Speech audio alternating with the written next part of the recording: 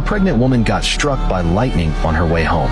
Right before dying, she gave birth to a weird baby boy, pale as a ghost with zero hair anywhere. His dad took one look and was totally disgusted. Didn't even think twice before abandoning the little guy. The baby started crying like he knew what was up. The doctor rushed over to check him out, but his brain scan was going absolutely crazy. This meant he was born with superhuman intelligence. Later, the grandpa took the baby home. Since he looked so freaky, they kept him locked in the basement. Until 16 years later, when grandpa suddenly dropped dead. When cops came to collect the body, they heard about the boy from the neighbors. Scared he might have turned into some kind of wild child, the sheriff quickly called the orphanage director to figure out how to approach this kid. They carefully walked into the basement, but surprisingly, the place was actually pretty clean. They saw the boy curled up in a dark corner. The director gently reached out her hand, softly coaxing him to come out. But when they got a good look at him, they both froze. His skin was white as snow, but his eyes glowed this creepy red. No wonder neighbors said he looked like a ghost. Then the sheriff asked him some basic questions. He said his name was Jeff. From his calm and polite way of talking,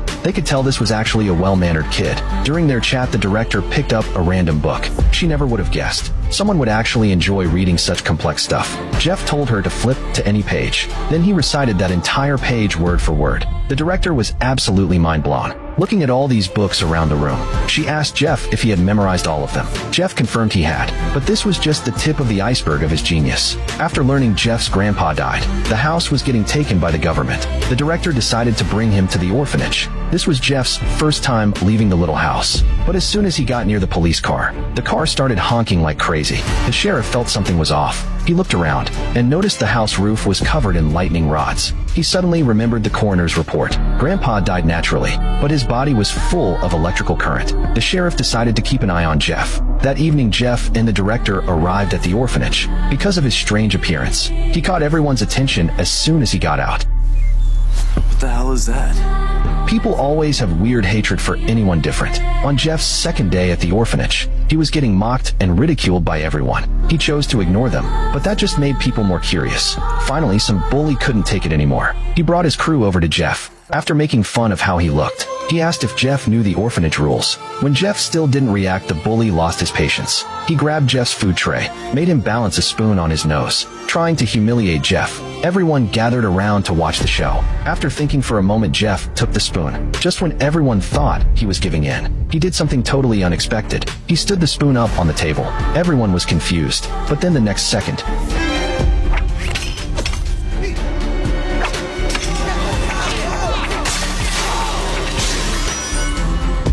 he pulled all the metal forks and knives in the cafeteria toward him.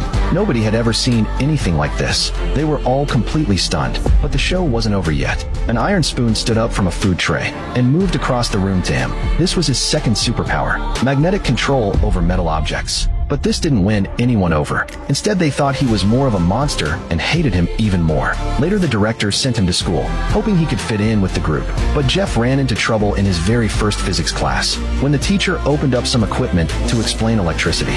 For some reason, that buzzing electrical sound made Jeff super anxious. The metal objects on his desk started reacting too. He tried his best to control himself, but the stronger current seemed to reflect his inner turmoil. Then the next second, an electric arc shot across the classroom straight into Jeff's chest. He instantly got electrocuted. The students were terrified. The teacher was shocked for a moment before snapping back. He quickly grabbed a chair and smashed the equipment, finally stopping this accident. He rushed to check on Jeff, but the moment he touched him, all the hair on his arm stood up, along with this weird, pleasant feeling. The teacher immediately realized this kid wasn't normal. He quickly sent him to the hospital for a full checkup. As expected, the results shocked everyone. Jeff not only had superhuman physical abilities, his intelligence was way beyond any genius in the world. It was unprecedented and off the charts. Experts immediately went crazy. They all tried convincing him to go into research. He could definitely make huge contributions to humanity. But what they didn't know was, Jeff's third ability was reading people's minds. Those greedy, selfish thoughts made him sick. Now he just wanted to go home, hide forever in that dark but safe basement. Once this thought took hold, it became unstoppable. Finally, one day, he found a chance to sneak out of the orphanage. Maybe the outside world made him feel more relaxed. When a little dog came barking at him, he wasn't scared at all. Instead, he lovingly petted it. Then a girl ran out. Jeff immediately recognized his classmate Annie.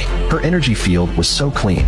This made Jeff quickly drop his guard. They chatted and laughed for a while. This was Jeff's first time experiencing what it felt like to have a crush. But soon the sheriff found him and sent him back to the orphanage. Maybe after all this time Jeff had seen through human nature's coldness. He no longer wanted to deal with humans. Most of the time, he preferred talking to animals. When he had free time, he'd put his hands on the ground, focus his mind to send signals to nature. Moments later, small animals would come out from the leaves to play with him. But this day, he happened to run into the bully hunting in the woods. Without saying a word, he raised his hunting rifle to scare Jeff.